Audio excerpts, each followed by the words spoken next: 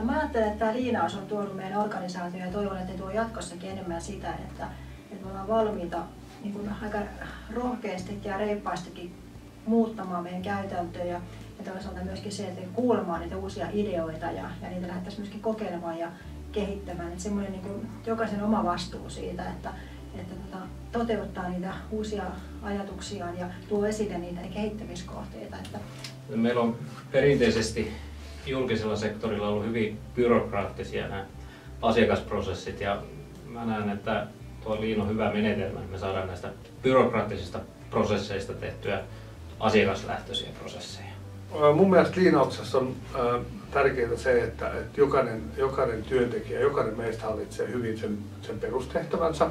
Ja mun mielestä siinä on kaksi tärkeää tehtävää, se, että se oma työ ja sen oman työn jatkuva kehittäminen. Mutta siis ylipäätään siis se, että helposti kehitetään ja ideoidaan ja muutetaan ja kuullaan kaikkien ajatuksia ja niitä lähdetään viemään eteenpäin. Ja sitä kautta varmasti palvelut paranee ja kaikki meidän niin kuin, toiminnot muuttuu niin kuin, pikkuhiljaa joustavammiksi ja me säästetään siinäkin jo aikaa, että asiat menee niin kuin, helpommin eteenpäin ja turhat koukerot jäisi pois.